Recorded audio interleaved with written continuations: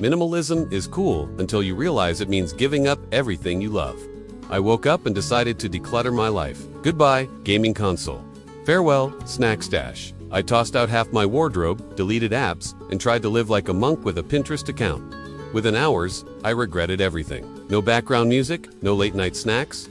My brain got bored. My stomach staged a protest. Minimalism might be peaceful, but I learned one thing. Chaos sparks joy. This is my 24-hour meltdown. It started like any other day. The sun streamed in through my windows. Birds chirped, and I contemplated the best way to kill them for sport. Okay, maybe not that last one, but I did feel an overwhelming urge to organize my sock drawer, which I haven't done since college. And if you know me, you know that anything I do is excessive. A few hours later, I looked around my room and realized I could barely recognize it. It was too clean. The surface of my desk, normally covered in more wires than a control room at NASA, was now devoid of even a paperclip. In fact, I'd gotten rid of a lot of things I used to keep here.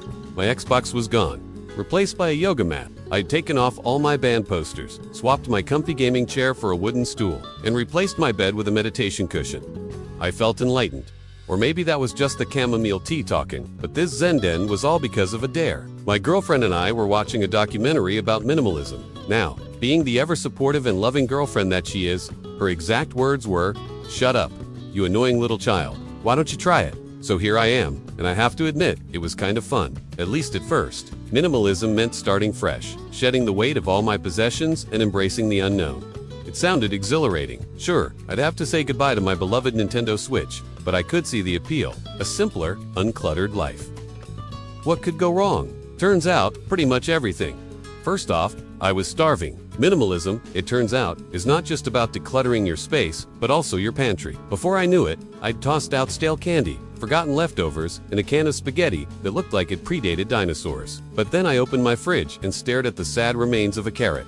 This wasn't a pantry, it was a food desert. I was living in an apartment with no snacks. It was like prison, except with fewer inmates and more chia seeds. By lunchtime, I felt like I was auditioning for the role of world's most hangry person. I considered ordering pizza, but that would require making a decision, and I'd streamlined my life to reduce decision fatigue. Plus, I was supposed to be embracing minimalism, not reverting to gluttony. I grabbed my trusty water bottle and chugged it down. That'll show him. Then it hit me. A snackless existence was unsustainable. Maybe I could sneak some chips into the house, hide them in my closet or under my bed. Nah, I couldn't do that. It would defeat the whole purpose of minimalism. Oh sure, if I wanted to become one with the void, I could watch Netflix all day without feeling the need to fill the quiet with munchies. But where's the fun in that? As a proud member of the Snack and Chill Club, I was down 2 of the 3 S's and rapidly approaching a full-blown meltdown.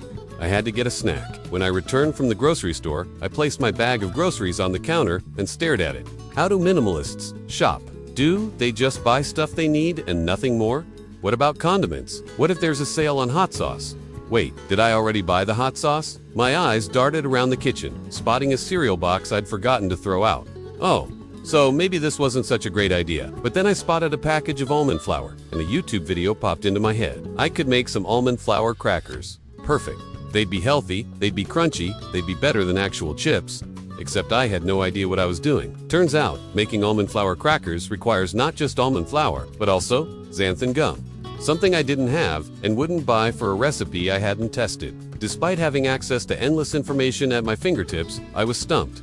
But that didn't matter, because I was on a mission. I threw the flour on top of my precariously balanced pile of dishes and made a mental note to return the rest of the groceries. Next up, I needed entertainment. With my Xbox long gone, I pulled out my laptop and settled in to binge some YouTube videos. Until I remembered I'd deleted the YouTube app. Then I thought maybe a nice stroll through the park would calm my frazzled nerves. But when I stepped outside, I noticed that I donated all my shoes in pursuit of a more minimalist wardrobe. I considered borrowing my neighbor's shoes, but they were in their 80s and their feet smell like a sewage plant. I went back inside and flopped on my new meditation cushion. I tried to meditate, but my mind kept wandering to thoughts like, what the hell am I doing? Where's the remote? My girlfriend came home and asked how my experiment was going. I was ready to tell her all about it, but I stopped myself. After all, minimalism is about letting go of material possessions and emotional attachments. Right, so instead of launching into a passionate explanation of why I needed to break up with every single thing I owned, I simply said, it's fine.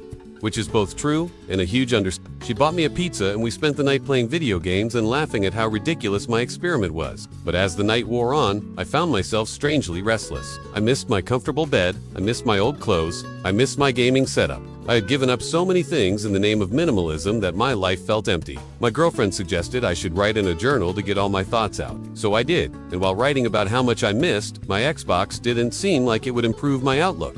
It actually did.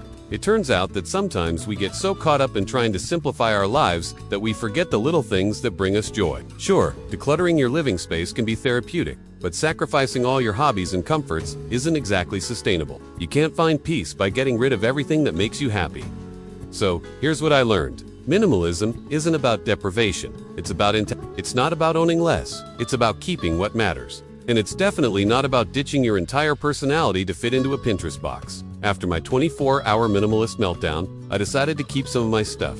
All of my stuff. But I did find some things I could part ways with. Like those protein bars I bought in a moment of weakness, and a pair of shoes I never wore. I donated a bunch of clothes and knickknacks, but I kept the things that mattered most to me. The things that brought me joy and comfort. Since my minimalist meltdown, I've become a bit of a minimalist light, if you will. I still love my cozy chair, my collection of board games, and my comfy bed. But I also appreciate the simplicity that comes with owning less. When my desk isn't buried under a mountain of cables and wires, I'm more productive and less stressed. And I still enjoy the occasional decluttering session, as long as it doesn't involve getting rid of my couch, or my gaming console, or my snack stash. If you want to try minimalism for yourself, I encourage you to take it slow. Don't try to change everything in a day. Start by decluttering one room or one area of your life, and go from there. And don't be afraid to keep the things that make you happy. Minimalism shouldn't be about deprivation. It's about intentionality. Now, I'm curious, have you ever tried minimalism? How did it go? And what are some of the things you've donated or gotten rid of that you actually miss? Let me know in the comments below. Also, if you enjoyed this video, please give it a thumbs up. And as always, thanks for watching.